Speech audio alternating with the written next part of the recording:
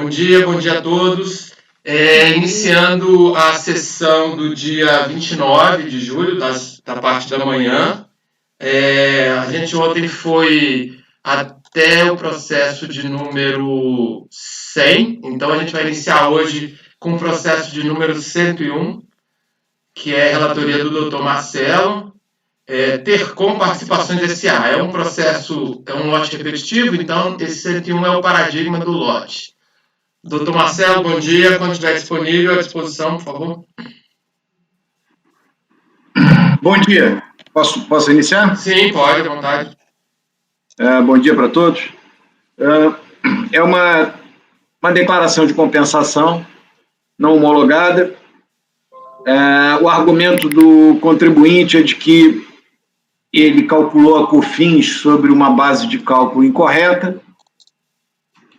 Ele aponta que na DIPJ figuraria a receita correta, que se ela fosse inspecionada, concluir-se-ia que ele realmente teria pago COFINS a maior. Ele não retificou, ele não retificou a DCTF, as DACONs ele também não retificou inicialmente. Ele apresentou no curso do processo as DACONs retificadoras e ele pleiteia o reconhecimento do crédito. A DRJ não aceitou por falta de provas, tá? E pelo mesmo motivo, eu voto por negar provimento ao recurso voluntário, que ele deveria ter trazido pelo menos, eu até aceitaria as DACONs retificadoras se eu pudesse conferir alguma legitimidade a elas, quer dizer, se ele tivesse trazido cópia dos livros contábeis devidamente conciliados com as bases de cálculo. Sem prova adicional, não é possível. Então, presidente, meu voto é por negar provimento ao recurso voluntário. Ok, doutor Marcelo, obrigado. Alguém quer algum esclarecimento do voto, doutor Marcelo? Podemos iniciar a votação? Então, iniciando a votação, o doutor Marcelo encaminhou o item 101 para negar provimento ao recurso voluntário. Doutora Elisiane, como vota, por favor? Bom dia, eu acompanho o relator. Obrigado. Doutor Ari? Bom dia a todos, eu acompanho o relator. Doutor Salvador? Bom dia, eu acompanho o Marcelo também. Doutor Marco? Eu acompanho o relator. Doutora Semiramis? Bom dia, também acompanho o relator, senhor presidente. Obrigado. Doutor Breno? Bom dia a todos e a todas, eu acompanho também. Ok, eu também acompanho o relator. Então, por unanimidade de votos, negar provimento ao recurso voluntário para o item 101. Considerando que é um paradigma do repetitivo, os itens 102, 103, 104, 105 até o 110 têm a mesma decisão de negar provimento ao recurso voluntário. Próximo item é o item 111 da pauta, doutor Marcelo também relator. A NPM de Desenvolvimento, Pesquisa e Participações, também um lote de repetitivos, esse é o paradigma. Doutor Marcelo, fica à vontade quando estiver disponível. Pois não. Isso aqui é um indeferimento de um pedido de restituição. O contribuinte disse que pagou a COFINS de maio de 2002 sobre receitas financeiras, o que já havia sido decretado, considerado inconstitucional pelo Supremo, né, com o afastamento do parágrafo 1º do artigo 3º da nota 718. Ele juntou cópia da DIPJ do ano de 2002 como prova de que a base de cálculo sobre a qual ele calculou a COFINS estava incorreta. A DRJ julgou que a documentação era insuficiente por falta das escriturações contábil e fiscal. Em sede de recurso, ele trouxe umas cópias de razão, né, de contas de receita que ele reputou como não tributáveis pela COFINS, porque seriam de natureza financeira. Ele ainda pediu uma reunião de processos que, teoricamente, seriam conexos, aí fez uma lista de processos. Tá? Bom, primeiramente, sobre a questão dos processos conexos, número 1, não há nenhuma informação nos autos de que esses processos, de que haveria tal conexão, além do que a conexão é uma prerrogativa, né, e não é uma obrigatoriedade. Então, eu afastei o argumento.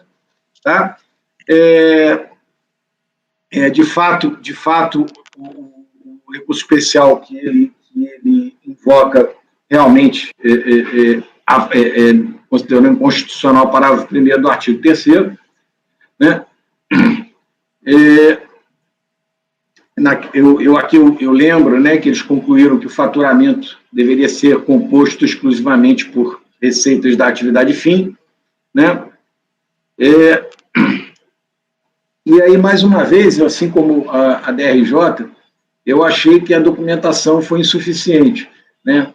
Ele trouxe, eu digo aqui, né, que no caso em tela seria necessário a íntegra da escrita contábil do mês de maio e não apenas cópias do razão das receitas que ele julgou como não tributáveis, tá?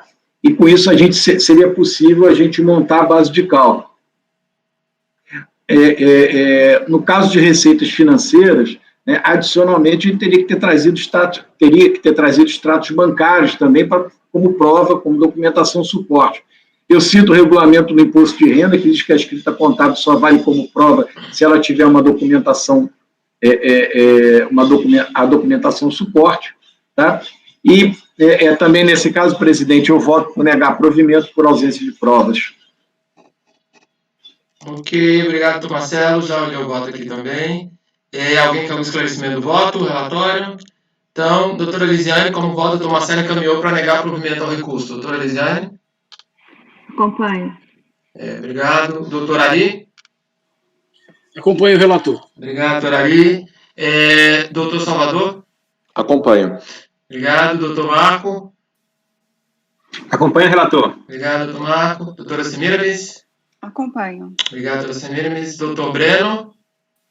Acompanho o relator, presidente. Obrigado, doutor Breno. Eu também acompanho o relator. Então, por unanimidade de votos, negar provimento ao recurso voluntário, item 111 da pauta, a NPM Desenvolvimento, Pesquisa e Participações Limitadas. É um paradigma de um lote repetitivo, então, dos itens 112 até o 122 terão o mesmo encaminhamento de negar provimento ao recurso voluntário. O próximo item da pauta é o 123, o recorrente Gel de Trabalho Temporário SA. Doutor Breno é o relator, também é um lote repetitivo. Esse é o processo paradigma. Doutor Breno, quando estiver disponível, pode passar o relatório, por favor. Presidente, iniciei lá na pasta já. A questão, na verdade, aqui é de homologação tácita, né? Então, eu até para facilitar a leitura de todos, eu colacionei ali o despacho decisório, onde fica bem claro, né, o transcurso superior a 5 anos entre a apresentação do DECOMP e a expedição do despacho decisório. Algo que é curioso é que a data de transmissão da DECOMP foi no dia 10/6/2005, portanto, um dia depois do prazo estabelecido pelo RESP do 5+5, né? Por isso que, inclusive, eu coloquei lá na nossa indicação de pauta a eventual veiculação desta tese. Então, fiz questão de ressaltar ali que a apresentação da DECOMP foi no dia 10/6/2005 e a expedição do despacho decisório no dia 2/12/2011. Portanto, houve esse transcurso do prazo superior a 5 anos, presidente. Então, eu reconheço a homologação tácita do pedido de compensação. Esse é o meu voto. Ok, doutor Breno, só uma dúvida. A DRJ não considerou o quê? 10 anos? Considerou 10 anos, presidente. Deixa eu ver aqui. Porque 10 anos é para...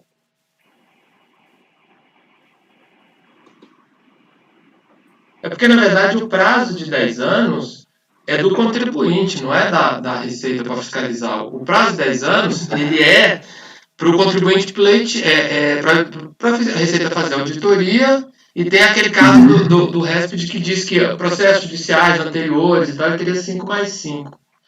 Mas é só, na verdade, o que tem normalmente é que a Receita não considera prazo, assim. Mas é mais para o encaminhamento. Por que é? O que é normal é que a Receita não considera prazo para fiscalização. Ela entende que pode ser a qualquer tempo. E aí, não é questão de 10 anos. Normalmente ela diz assim, ó, não tem prazo, eu vou fazer do jeito que eu achar que pode fazer. Ou seja, não tem homologação desses pedidos. Ele não tratou aqui de prescrição intercorrente, né, que é aquela tese que predomina, enfim, da ausência de prescrição intercorrente no PAF, né? Isso. Mas não creio que seja esse o caso, presidente. Só uma dúvida aqui, é que na ementa do acórdão, ele fala pedido de restituição, e a pedido de restituição realmente, restituição não, né, o ressarcimento, realmente não tem prazo, né? Quando ele fala pedido de restituição aqui, ele está se referindo ao pedido de ressarcimento, ou isso aqui é uma declaração de compensação mesmo? Porque se for compensação, aí está claro que passou os 5 anos, né? É um pedido de restituição, Salvador, transmitido na Perdecomp, né? Ah, tá.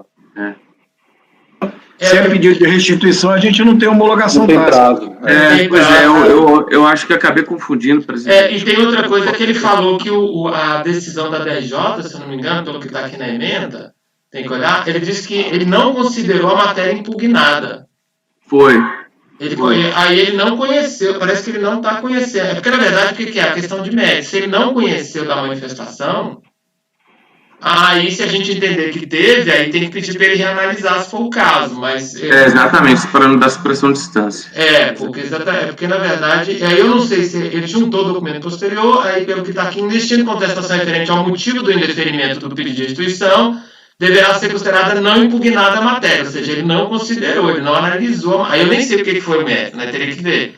Se a gente... Olhando o mérito aqui na decisão da DRJ, e está escrito assim: quanto ao mérito, verifica-se que a contestação do interessado se resume em alegar que o crédito existe e que não foi atingido pelo Instituto da Decadência, afirmando que o prazo decadencial é de 10 anos, ou seja, 5 para a Fazenda efetuar a homologação e mais 5 da prescrição do direito do contribuinte solicitar a restituição do valor do tributo pago a maior ou indevidamente. Então, na verdade, o que a Receita está dizendo para ele que ele não tem 10 anos. Parece, né? Assim, teria que olhar um pouco. Vamos ver aqui o processo. Deixa a gente... Eu anexei o processo lá, presidente. Eu acho que eu acabei confundindo a questão justamente igual o senhor colocou, da questão do pedido de restituição. O processo é até pequeno, né? Tem 50 pequeno. Processo simples. Porque aparentemente o que ele está pedindo, ele está reclamando o prazo, que a Receita ignorou porque ele pediu depois do prazo. E aí o que o contribuinte está dizendo é que não, que ele tem o prazo dele, mas ela reclamou de documento também. Aí o problema é só a questão de prazo, né, para entender o prazo. Aí aí vamos lá, se o prazo dele for antes for mais de 5 anos, e for uma decisão judicial, antes daquela decisão da Ministério Inglês, que é a data que ela estipulou lá na decisão dela, que eu não lembro qual é lá, e aí sim, aí ele tem 10 anos. Aí normalmente quando acontece isso, e não é incomum chegar esse processo, né? Quando chega esse processo, nesse caso, de que ele pediu depois de 5, mas antes dos 10, e o processo teve início antes da data que foi definida lá na repercussão, na decisão da repercussão geral, aí a gente normalmente baixa para o pessoal analisar, porque normalmente eles nem analisaram o crédito, eles consideraram o prazo e não analisaram o crédito. Aí pode ser que seja essa questão, se for... Porque a Receita não aceitava o prazo acima de 5 anos, né? A decisão que concedeu. A data de transmissão foi no dia 10/6, um dia depois daquele deadline do Supremo. Recurso, né? Então aí ele perdeu, então ele só tem 5 anos mesmo. Então, nesse caso... E o recolhimento indevido que ele alega foi 5 de agosto de 2000, né? Então não deu 5 anos. Não deu 5 anos, 15 de agosto de 2000. Eu acabei trocando aqui acabei me confundindo aqui, presidente. Porque se o pagamento indevido foi em 15 de agosto de 2000, ele tinha até 14 de agosto de 2005 para pedir. Ele 14 de agosto de 2005... Ele pediu em junho, né? Não, ele pediu em junho. Em junho. Então ele pediu antes do prazo. Pediu antes do prazo. E aí vamos lá, por que a Receita negou, né? A Receita negou por falta de provas. Eu estou achando que a Receita negou por falta de provas, então a gente não está com problema de prazo, a gente está com problema de provas. E como ele não impugnou a ausência de prova, ele só reclamou do prazo, é porque tem que ver se o despacho decisório negou só, porque o despacho decisório não tem lógica ter negado por causa do prazo, por causa do documento, né? O despacho decisório é débito alocado. O despacho decisório é débito alocado. É débito alocado. Então a discussão está... Então, na verdade, a Receita negou porque ele não reclamou, ele reclamou. Ele está reclamando de matéria que não tem nada a ver com o motivo da negativa. A negativa não foi por causa do prazo, foi por causa da ausência de justificativa do crédito.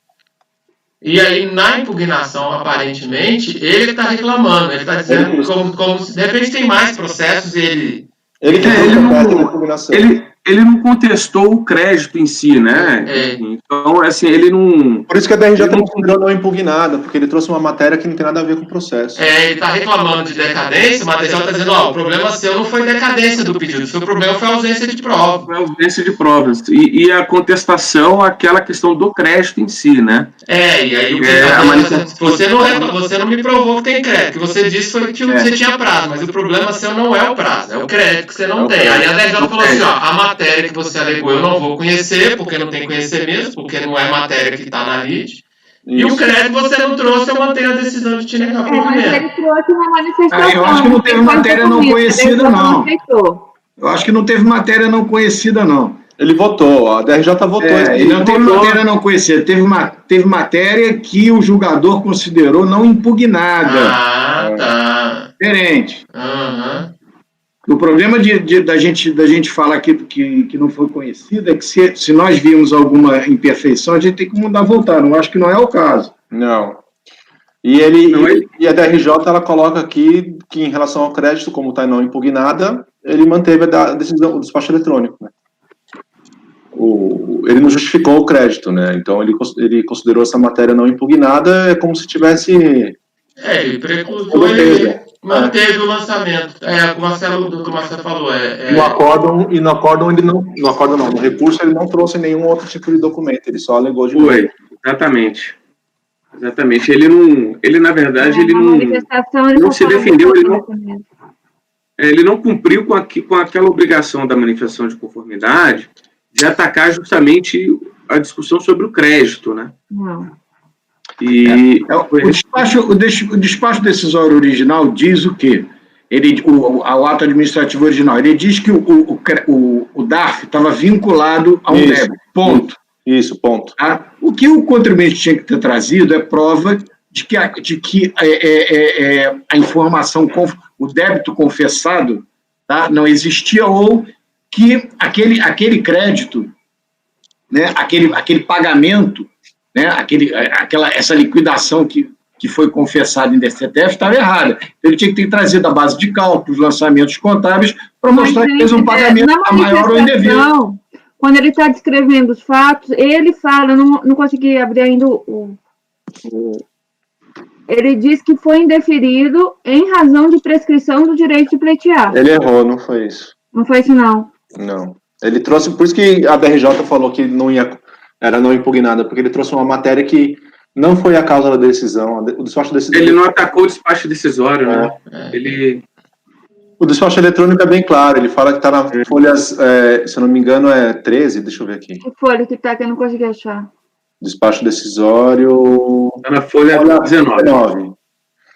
A partir das características do DARF discriminado no CODICOP, foram localizados um ou mais pagamentos abaixo relacionados, mas integralmente utilizados para a aquisição dos débitos do contribuinte. É aquele despacho padrão. Não restando crédito disponível. E aí, na impugnação, ele traz uma matéria de prescrição que não tem cabimento, por isso que colocou como não impugnada. E aqui, como ele não trouxe prova, é aquela questão da liquidez e certeza do crédito, né? Bom, doutor Breno, aí a gente viu esses esclarecimentos, o senhor tem qual posição para esse processo? Presidente,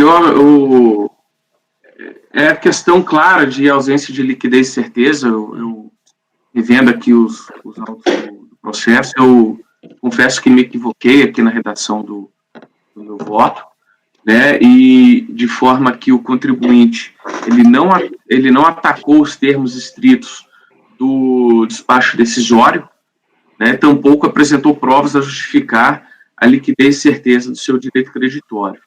Então, é um caso evidente de inadimplemento ao artigo 170 e, portanto, eu nego provimento. Faço-me cumprir da faculdade de alterar de prolatar o voto agora nesse sentido, presidente. Ok, doutor Breno, sem problema, tranquilo. Então, doutor Breno está encaminhando, nesse caso, como a gente já discutiu aí, já bem, de forma bem exaustiva, o item 123, perdão, da GEO e Trabalho, está encaminhando para negar provimento ao recurso voluntário. Doutor Lisiane, como vota, por favor? Acompanho. Ok, obrigado. Doutor Marcelo? Acompanho. Ok, obrigado, Marcelo. Doutor Ari? Acompanho o relator. Ok, doutor Salvador? Acompanho o relator. Doutor Marco? Acompanho. Ok, doutora Semiramis? Acompanhe, presidente. Ok, eu também acompanho o relator, então, o item 123, por unanimidade de votos, negar provimento ao recurso voluntário. Considerando que esse item era um repetitivo, então, a mesma decisão foi dada para os itens... Só um minutinho aqui no computador aqui. Foi dada para... Só um instantinho aqui. Acho que agora vai.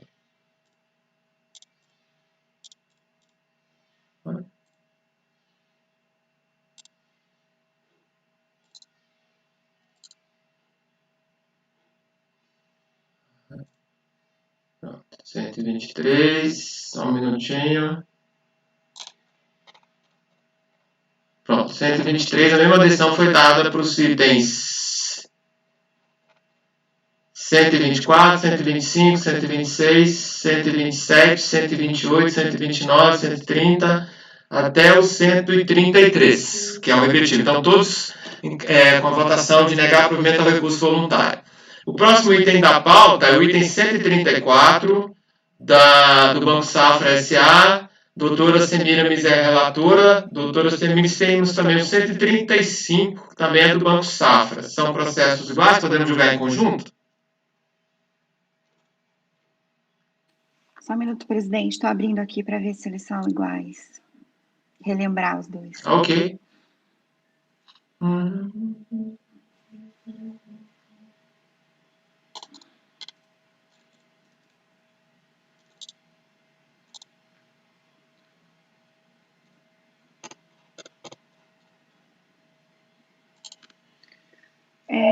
À primeira vista... Alguém está com o microfone aberto. À primeira vista, parece que eles são iguais, sim, senhor presidente. Mas se ficar mais tranquilo, a gente faz um de cada vez, não tem problema não. Vamos fazer um individualmente, que aí dá tempo também, a gente olha com calma. Não tem problema não. Nosso tempo está... Qual? A gente começa pelo da pauta mesmo, 134, que é o item primeiro, né? 134, a gente faz individualmente cada um e aí estamos com o tempo, está bem tranquilo os nossos horários. O final de 134 é o 2031 ou 2009 e 10? 2009 e 31.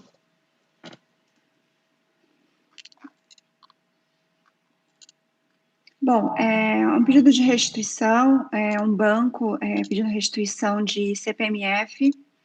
A análise eletrônica demonstrou que o DARF já tinha sido utilizado para a quitação dos débitos desse contribuinte. A defesa principal da instituição financeira é que a apuração equivocada da CPMF se deu pela falta de retificação da DCTF, e o que confundiu, então, o despacho decisório, e que, analisando a retificadora mais a DIPJ, Perdecomp e o DARF, seria suficiente para a demonstração do indébito. A DRJ negou provimento, por considerar que ela não poderia ter feito essa alteração de DCTF depois do despacho decisório. E no recurso, o banco sustenta que o indébito tem origem, então, no estorno do valor debitado indevidamente na conta do cliente. Essa é a origem do indébito mais explicado no recurso voluntário. Então, ela teria debitado o CPMF de um cliente e estornado essa CPMF, e, em virtude disso, ela poderia repetir esse valor, porque o débito na conta do cliente foi indevido, uma vez que foi apenas uma transferência entre contas bancárias do mesmo cliente, que era uma hipótese que não incidia CPMF na época. Passando ao voto, na manifestação de conformidade, o banco trouxe a DCTF retificadora.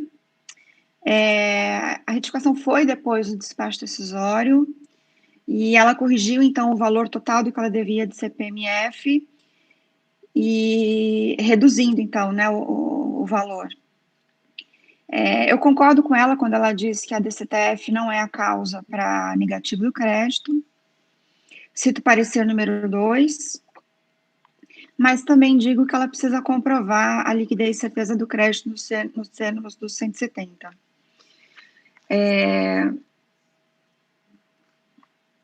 Então, passando para a página 4 do voto, eu copiei o trecho que, cotejando os documentos dos autos e as explicações da relação de indébito, eu coloquei o seguinte: compulsando os autos, verifica-se que o banco logrou êxito em comprovar a liquidez e certeza do crédito por meio dos documentos anexados em recurso voluntário. As alegações são as seguintes: extrato da conta corrente do cliente demonstrando a transferência de numerário entre contas do mesmo contribuinte, tá aí o número das duas contas, o extrato da conta corrente do cliente demonstrando o recebimento desse numerário, e o débito de CPMF no valor de tal, o extrato da conta corrente do cliente, a outra conta demonstrando o crédito estorno do valor de tal, e a carta enviada ao cliente na oportunidade comunicando o estorno desse valor. Então, cotejando todos esses extratos, os lançamentos e o estorno, junto com a carta enviada ao banco para o cliente comunicando esse estorno, eu acho que ficou comprovado realmente que ele debitou errado e pagou de uma forma também a maior. Então, o valor pleiteado, que é de 15.752, tem origem na cobrança indevida de CPMF sobre movimentação do cliente titular dos extratos anexados nos autos. Trata-se de transferência entre contas do mesmo titular, cuja alíquota de CPMF era 0%. Por isso, foi efetuado o estorno do valor que consta no extrato na carta do banco enviada ao cliente. Aí eu coloco as páginas onde esses documentos estão anexados. Aí eu trago a legislação da CPMF, que diz que a alíquota realmente é 0 na transferência entre contas de um mesmo contribuinte. Em suma, os documentos anexados no recurso voluntário, eles demonstram que o valor do débito da CPMF na segunda semana de janeiro de 2005 era 11.824.000 e não 11.840.000. Então, realmente, 15.752 foi estornado da conta do cliente, ou seja, foi pago também a maior. Diante disso, a unidade de origem deve proceder ao encontro de contas estampado no PERDECOMP, homologando total ou parcialmente, de acordo com o reconhecimento do indébito que foi reconhecido nesse voto no valor de 15.752, a título de recolhimento indevido de CPMF. Então, a minha conclusão, senhor presidente, é por dar parcial provimento ao recurso voluntário para reconhecer o indébito de 15.752 a título de recolhimento indevido de CPMF. É esse o voto. Ok, doutora Semiramis, obrigado. Alguém com algum esclarecimento? Doutor Salvador? Minha dúvida é bem besta mesmo, que assim, será que não é melhor tirar o valor do dispositivo? Porque eu só voto para dar parcial provimento reconhecendo o pagamento indevido, que aí fica para a origem ver o valor. Não sei. A origem vai calcular o valor que ele tem direito à compensação e atualizar, tá? Na verdade, o que ele pediu foi um débito no valor de 15.000, e esses 15.000 que a gente rastreou nos extratos e na carta do banco. Por isso que eu coloquei o valor expresso, que até foi esse valor que foi pedido. E aí, o que a gente não sabe é quanto da compensação proposta vai ser homologada com esses 15.000 atualizados. Entendeu? É por isso que é o parcial, né? Isso.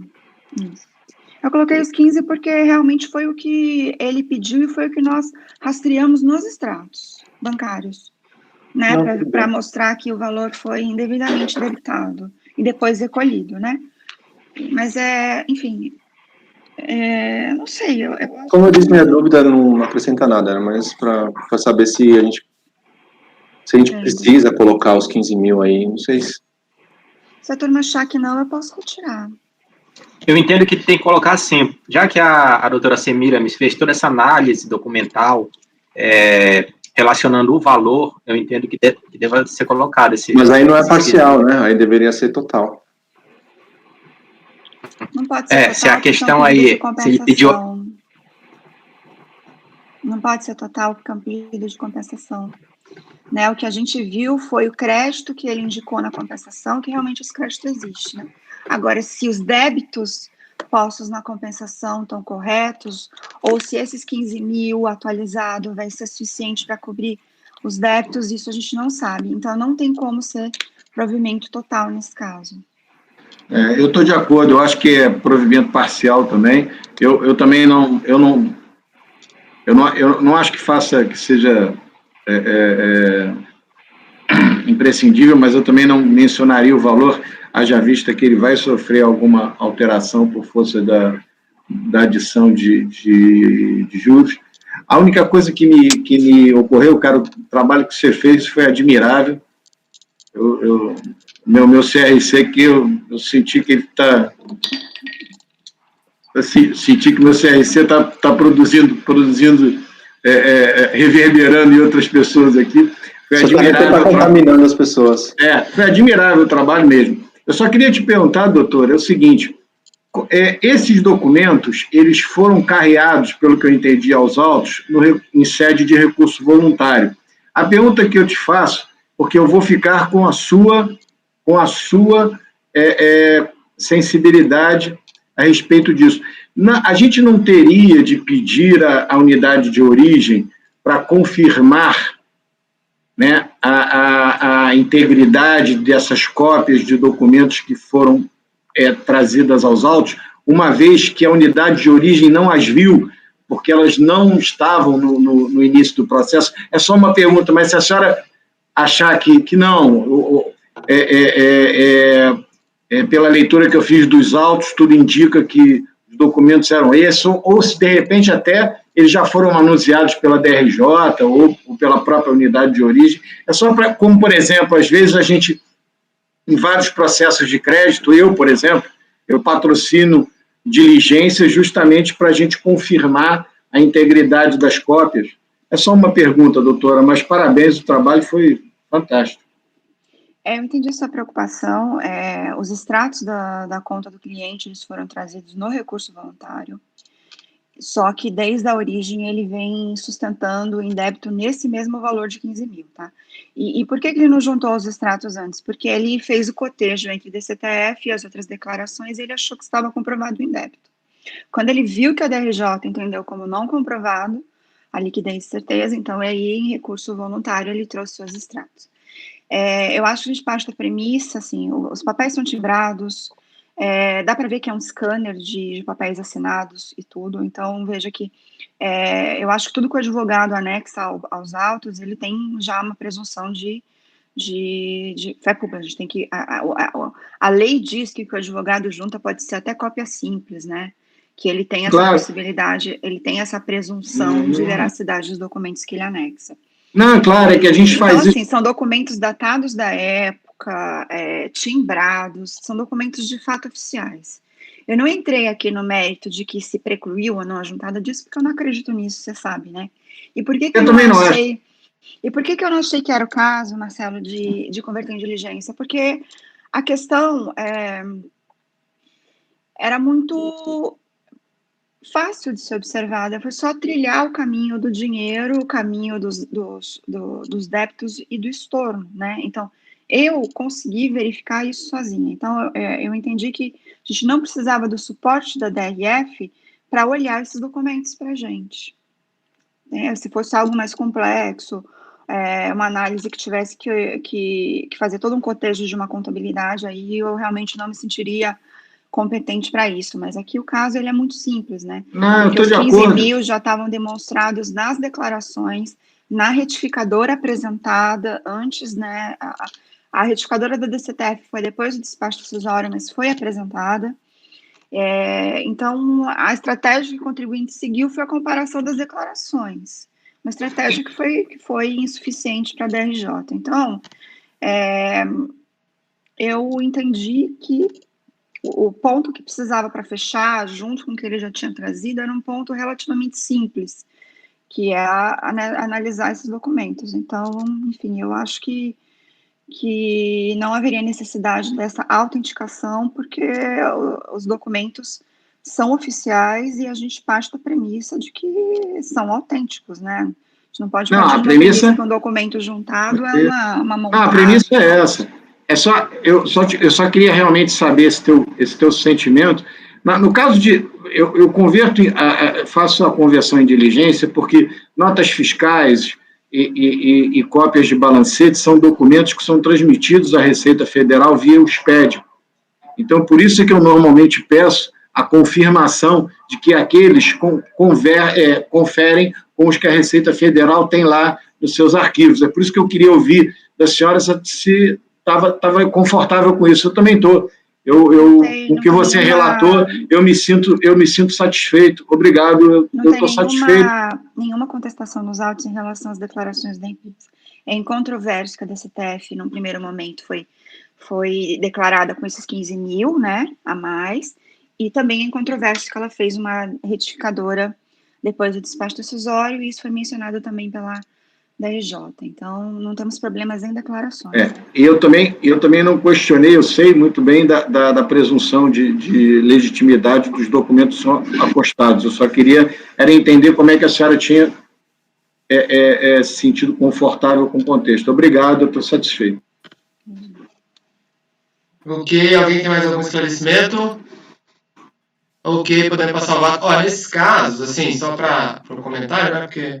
eu acho que essa necessidade da gente... Eu tenho um questionamento para fazer. Ok. Se for possível. Não, claro. Eu acho que a necessidade da gente baixar em diligência depende muito da situação prática. Eu tenho um questionamento. Ok. Nesse caso específico, o que é? É quando, por exemplo...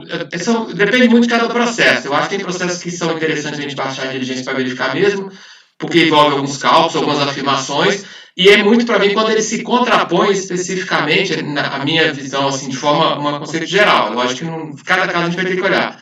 É quando ele tem uma discussão sobre contrapor. A Receita fala assim, você não trouxe as notas fiscais, o contribuinte traz. Então, na verdade, a gente está discutindo exatamente aquela discussão. Nesse caso específico, e é comum para esse processo de CPMF, eu já joguei uma quantidade razoável, é uma discussão muito mais da questão da retificação. A Receita não está negando em si ela não está questionando em si o valor, o estorno, ela está questionando muito não ter a DCTF, não ter sido feita a retificação, ou seja, é quase uma questão de direito menos do que fato. E quando o contribuinte traz, ele já estava com essa discussão lá desde a DRJ. A DRJ em nenhum momento disse, você não trouxe, não me comprovou que é 15 mil, diferente do outro processo, né?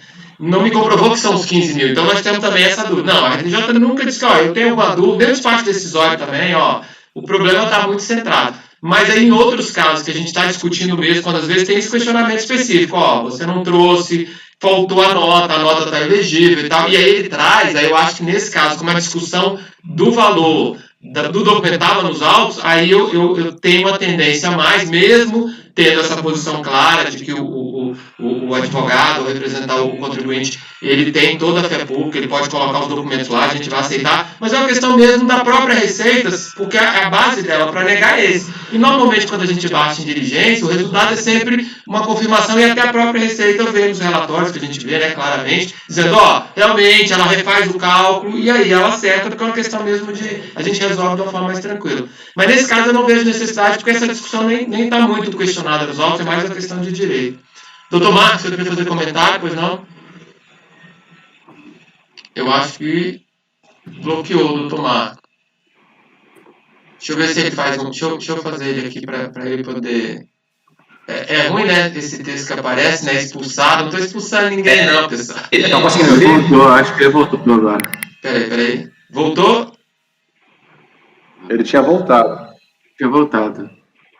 Então agora já foi. Peraí, vamos esperar um pouquinho que ele retorna.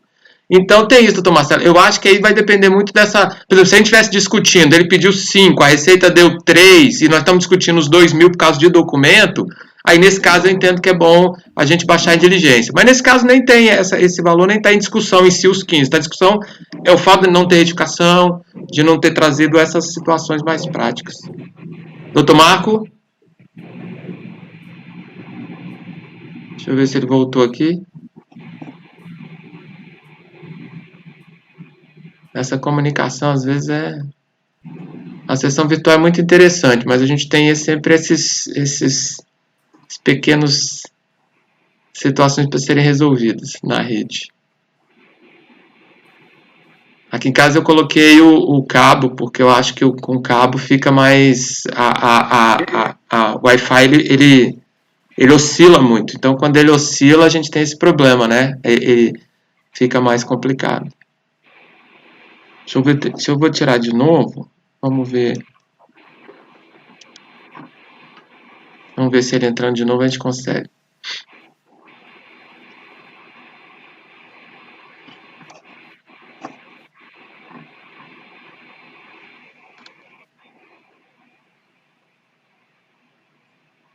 Ações agrícolas, Viapor, Alto. Vamos para os chips.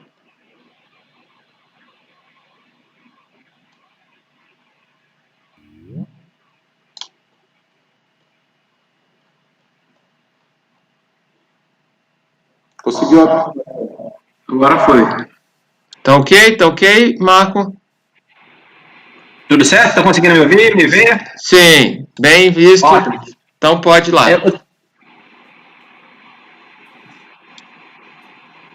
Bloqueou de novo?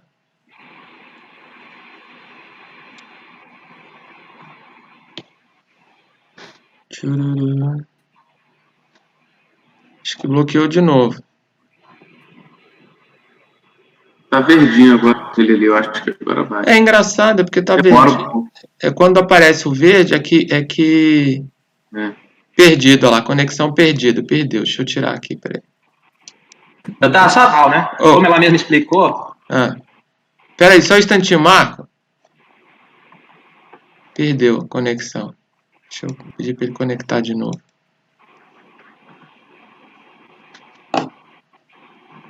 Vamos ver aqui um pouquinho que ele é conectado. Porque aqui em cima esse traço, eu não lembro se vocês lembraram no acompanhamento do treinamento, né? Quando vai dando de acordo com a corzinha que vem, então, por exemplo, tá todo mundo com a conexão boa. Né? A conexão ficou boa para todo mundo.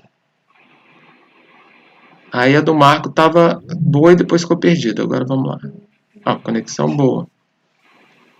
A minha internet está muito ruim aqui, olha. Agora voltou, tá normal agora, Marco. Tranquilo, pode seguir aí. Pois é, vamos lá novamente. Eu não sei até que parte vocês ouviram, mas a minha dúvida aqui em relação ao voto da doutora Semiramis é a parte final do parcial. Né? Como ela mesma explicou, foi parcial por conta do não atendimento a essa homologação, ao encontro de contas, né, que ela deixou para que a unidade faça. Mas, geralmente, em pedidos assim, de PERDECOMP, o CARF se atém ao crédito, e o crédito aqui eu estou vendo que bate até nos centavos, 64 centavos aqui no final. Então, assim, no meu entendimento, seria provimento total desse pedido. Ok. Doutora Semiramis? Se fosse um pedido de ressarcimento, batendo centavos, seria provimento integral na minha concepção, tá? É que a gente não tem uma análise nesse processo dos débitos que ele indicou, né, para compensação. Por isso que a gente não pode homologar a compensação, porque se eu dou provimento total, isso significa que eu dei os 15 mil de crédito e também a homologação que ele está pedindo. E essa homologação é da titularidade só do delegado da Receita, né? Então, a gente não tem nenhuma análise dos créditos indicados nessa compensação, tá? Então, eu respeito sua opinião, mas na minha eu acho que tem que ser parcial por causa disso, porque não é um ressarcimento. Se fosse um ressarcimento, a gente viu os 15 mil pedidos, 15 mil concedidos. E a parte da atualização não caberia nenhuma manifestação, porque isso a unidade depois veria. Agora, a questão é que foi uma uma compensação.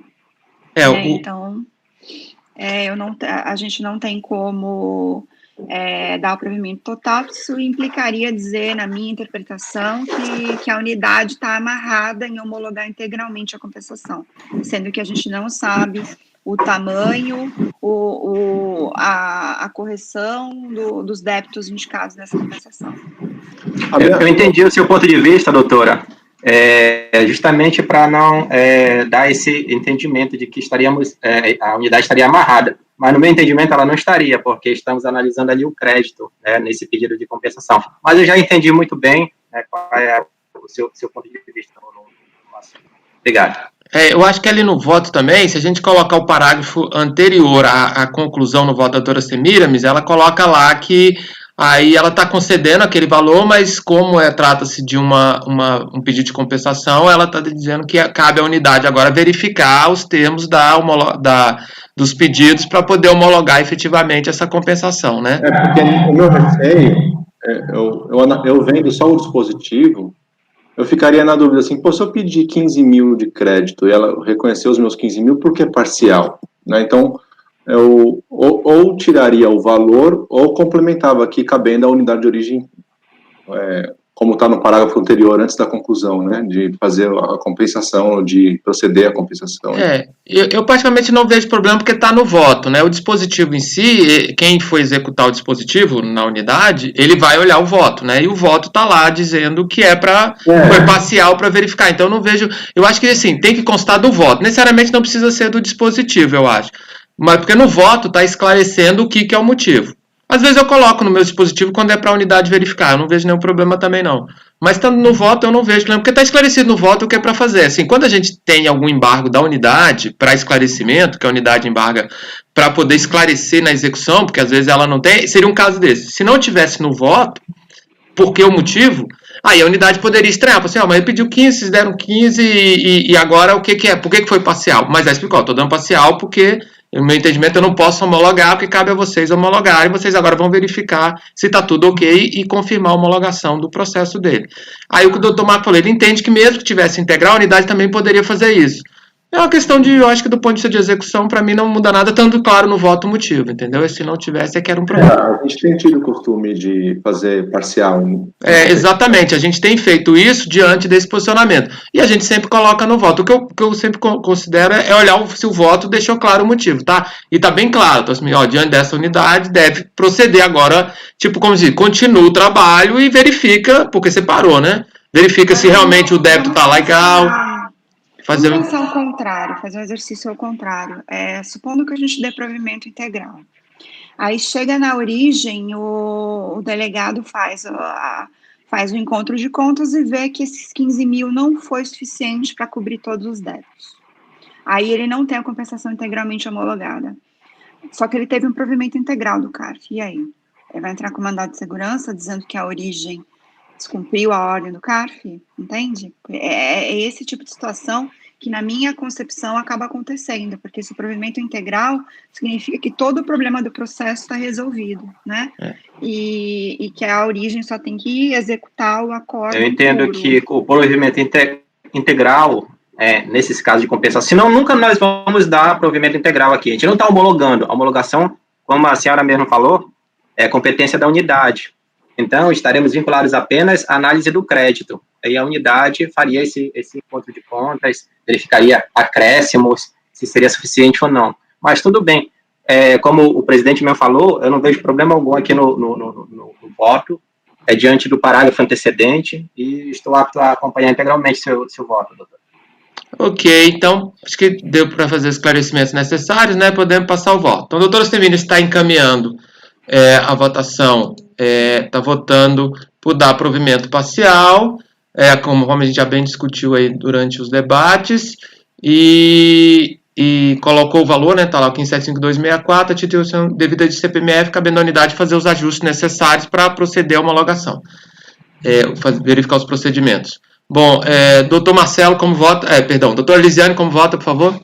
Acompanho. Obrigado. Doutor Marcelo? Acompanho. Doutor Ari? Acompanho o relator. Ok, doutor, obrigado. Doutor Salvador? Acompanho. Doutor Marco? Acompanho a relatora. Doutor Breno? Eu também acompanho, presidente. Eu acho que quando tem essa comprovação de liquidez e certeza logo de imediato, como a doutora Semira me mostrou, acho que é plenamente possível proceder essa sistemática. Eu acompanho, presidente. Ok, eu também acompanho a relatora. Então, por unidade de votos, foi dado parcial provimento para reconhecer o indébito de 15.752.64, cabendo à unidade fazer os ajustes e os procedimentos para a homologação da DECOMP. Próximo item é o 135, também Banco Safra. Doutora Semiramis. São semelhantes, mas não são iguais. Acabei de me lembrar aqui, presidente. Também é um indébito de CPMF, né? Com a mesma origem do problema, ele apresentou da CTF com o valor total, entendeu que estava comprovado o indébito no cotejo entre todas as declarações e a retificadora após o despacho decisório. O processo seguiu na mesma linha. No recurso voluntário, ele trouxe documentação, extratos bancários e planilha. Aqui o caso não é a alíquota zero da CPMF em relação a uma conta de um mesmo cliente, transferência de uma conta de um mesmo cliente. Aqui é um outro caso de desoneração da CPMF, que são as contas de investimento, fundos de investimento. Aí ele trouxe extratos bancários e a planilha. Então, passando ao voto, na página 4, por favor, eu analiso a documentação trazida, né, que basicamente seguiu o mesmo caminho do anterior, só que com desfecho aqui diferente. Por quê? Porque o anterior, os extratos todos bateram, né, os extratos bateram com a cobrança de CPMF, com o estorno de CPMF, com a carta enviada ao banco, com as declarações retificadoras, enfim, tudo bateu. Aqui, apesar do banco ter trazido em recurso voluntário os extratos desse fundo de investimento, eu não consegui bater os valores. Eu não consegui olhar o que foi cobrado de CPMF com o que foi estornado. Aí eu explico aqui no meu voto. As alegações são as seguintes. Página 4, por favor. Alegações da recorrente que eu transcrevi aí. Os documentos anexados demonstram que o crédito pleiteado originou-se da cobrança indevida de CPMF sobre movimentações efetuadas pelo cliente correntista Safra Investimentos, tratando-se tais movimentações de recolhimento de tributo total sobre as quais não havia incidência de CPMF, verificada a cobrança indevida, o referido valor foi estornado da conta corrente, ou seja, devolvido ao cliente. Assim, sustenta que o valor pleiteado tem origem na cobrança indevida de CPMF sobre movimentação do cliente titular dos extratos trazidos aos autos. A CPMF teria sido recolhida sobre os valores a título de RIOF na data de 8/6/2005. As entidades constituídas para atividade de investimento, o que parece ser o caso de Safra Investimentos, estão sujeitos à alíquota zero de CPMF conforme o teor do artigo 8º, 3º da Lei 9.311. A portaria EMF 244 dispôs que a alíquota zero nas operações das instituições de mercado referida no dispositivo volta-se às operações de sociedades e fundos de investimento, mantidos por investidores residentes ou não no país. Assim, a alíquota fica reduzida a zero nos lançamentos em contas correntes de depósito dos fundos de investimento, desde que os respectivos valores sejam movimentados em contas especificamente abertas e exclusivamente utilizadas para as referidas operações.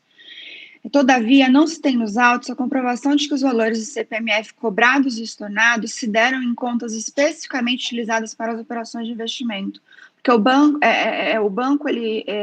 o fundo de investimento ele tem conta comum e tem conta voltada para o objeto social específico de investimento. E a alíquota zero são para as contas específicas. Faltou a comprovação de que a cobrança e o estorno da CPMF não se deram em contas de transações alheias ao objeto social, mas sim em contas exclusivamente utilizadas na finalidade do Banco Safra de Investimentos. Tal dúvida ocorre ao se observar que o débito de CPMF foi realizado na conta 2005-001 da agência 202, não constando o estorno nessa conta.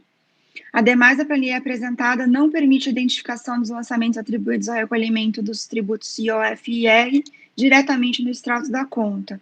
Por outro lado, o depósito de que a recorrente alega ser o estorno de CPMF indevida foi feito em outra conta, a 204.331.1, da agência 202.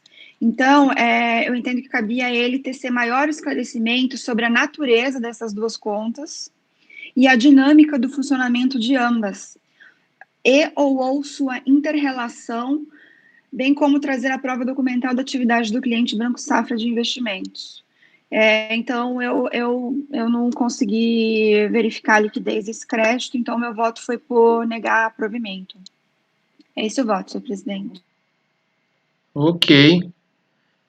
Algum esclarecimento do voto? Doutor Salvador? Doutor Breno, pois não? Era uma dúvida. Ele chega, eu estou lendo aqui o relatório também só que não estou conseguindo identificar aqui, mas é uma dúvida muito simples, só mesmo para me deixar mais tranquilo. Ele chega a abordar esse ponto alusivo às contas que a senhora menciona aqui, tanto durante a fiscalização quanto no acórdão da DRJ? A fundamentação na origem e na manifestação de inconformidade da DRJ seguiu a linha da falta da impossibilidade de retificação da DCTF após o despacho decisório e que a retificação em si não seria prova do indébito. E aí, em recurso voluntário, ele trouxe esses extratos, mas a legislação especifica que a alíquota zero é para as contas específicas do objeto social do banco de investimento. Então, analisando a prova que ele trouxe, por essas razões que eu trouxe no voto, eu não consegui identificar as contas como comprovadamente puras de objeto fundo de investimento e também não consegui fazer a trilha do dinheiro, porque o débito foi numa conta, o estorno em outra, e não tem nenhuma explicação dessas contas, se elas estão interrelacionadas, não tem nenhuma informação sobre isso. Então, eu acho que não caberia também pedir esse esclarecimento ao contribuinte, né? É um pedido de compensação. Então, a legislação, ela diz que a alíquota apenas é zero de CPMF se for a conta específica de objeto social banco de investimento. Então, assim, eu não tenho também documento constitutivo do Safra Investimentos, né? E não tenho um esclarecimento sobre o porquê da diferença de numeração entre as contas, por que debitou em uma e creditou em outra, o estorno, qual a relação entre essas duas contas, e além disso, essa falta de conferência entre os valores, né? Então, o valor indicado na planilha não é observado nos extratos, além disso, são extratos de duas contas diferentes. Então, existe um estorno de CPMF, mas é numa conta diferente daquela em que se diz que houve o débito de CPMF indevido. Então, são essas razões todas que me levaram a entender que não teve prova desse recolhimento indevido. Mas, respondendo a sua pergunta, mais uma vez, tentando ser mais objetiva, a discussão até o recurso voluntário foi a questão da falta de retificação das decisões. Então, no mesmo jeito que no processo anterior, ao trazer os extratos, foi fácil verificar o trajeto do dinheiro, aqui não é fácil porque a legislação, ela restringe a alíquota zero para contas específicas de fundo de investimento. Então, a gente precisaria ter essa prova aqui, né, da natureza dessas contas. Inclusive, eu não coloquei isso no meu voto, mas é sabido que internamente tem códigos específicos para as contas, né, que são de fundos de investimento. Até para o banco na época, não fazer os estornos, não fazer os débitos, né. Então, a gente já chegou a analisar isso uma vez num caso, tem até identificação no banco das contas que seriam naquela época impossíveis de ter recolhimento de CPMF.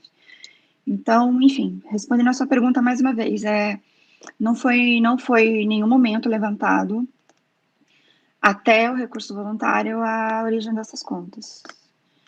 Mas, no momento em que ele trouxe os extratos, eu acho que a gente tem que analisar esses extratos e a legislação determina que seja uma conta específica de investimento. Né? Perfeito. Obrigado, doutor Semira. Mas eu acho que, a despeito dessa... Meu receio era justamente dele posteriormente alegar que houve inovação, mas eu acho que como a matéria que você muito bem apresentou, ela é consentânea, tanto a parte de direito quanto a de fatos exibidos posteriormente, e elas inequivocamente guardam essa relação com a gênese do próprio processo, eu acho que não há problema algum a gente proceder com essa análise igual a senhora sugeriu. Portanto, agradeço muito pelas explicações e fico satisfeito. Muito obrigado. Senhora, não, pelo amor de Deus. Posso doar. Marcelo, me acorda aqui. Marcelo está chamando de velho. O Marcão também, né? Te chamou de senhora. Posso doar. Bom, alguém quer mais algum esclarecimento? Tranquilo para a votação? Bom, a doutora Semira, como bem já bem debatido, ela está encaminhando por negar provimento ao recurso. Para o item 135 da pauta, doutor Marcelo, doutora Lisiane, como vota? Acompanho. Ok, obrigado, doutora Lisiane. Doutor Marcelo, como vota? Acompanho. Doutor Ari? Quero parabenizar a doutora Semira pelo voto e acompanho a relatora. Ok, obrigado. Doutor Salvador? Eu acompanho também. Parece que o contribuinte ele juntou documentos aqui que não gerou nem a dúvida na Semínios para ela baixar em diligência e confirmar alguma coisa, né? Eu acompanho. Ok, doutor Marco? Deixa o doutor Marco bloqueou de novo. Deixa eu ver como é que tá. Ih, perdeu a conexão. Opa, voltou. Doutor Marco, tá me ouvindo? Doutor Marco?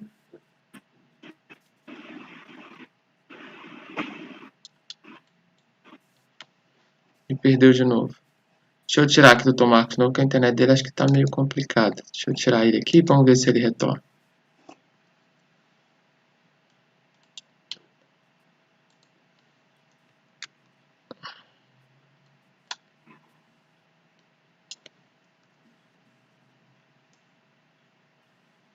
Ok, pronto. Negar provimento. De votos, negar. Ok. Desculpa, de vez em quando eu vou lá e revejo as anotações aqui, que eu tenho que dar umas anotações da pauta. Eu fico mantendo as anotações da pauta nos dois computadores, aí eu tô sempre dando uma conferência para ver se eu não escrevi nada errado. Aí eu tenho que ficar ali escrevendo, aí de vez em quando eu dou uma volta, vejo se está tudo certinho, para evitar, na hora da gente finalizar a pauta, ficar com muita dúvida. Mas normalmente não tem ficado não, tem ficado bem tranquilo.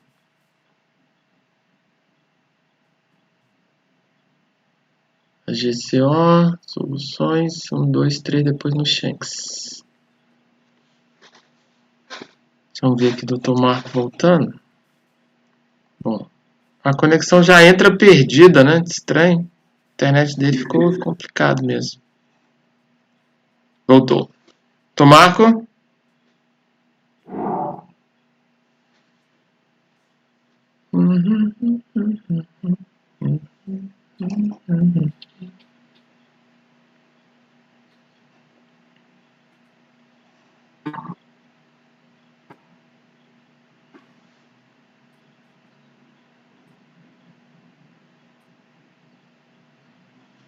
Perdeu de novo. Perdeu o sinal.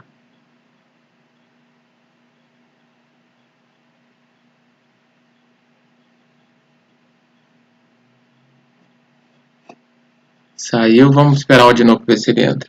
Pela norma da sessão virtual, né? Que a gente está trabalhando. Se ele não conseguir retornar, a gente dá um tempo, dá um prazo. Aí tanto pode interromper a sessão. Eu estou achando que eu vou dar um intervalo de 10 minutos para a gente ver se o Marco retorna, até porque tem uns outros processos para jogar daqui a pouco. Então, vamos interromper a sessão por interromper, né? Vamos dar um intervalo de 10 minutos para tomar água, enquanto isso o doutor Marco consegue estabelecer lá. Vamos ver se ele consegue estabelecer a conexão, ok? Então, dá um intervalo de 10 minutos. Val, você pode, por favor, encerrar a gravação? Gravação encerrada, presidente. Ok, obrigado. Então, vamos esperar aqui para ver se ele volta lá. Deixa eu encerrar a minha aqui também.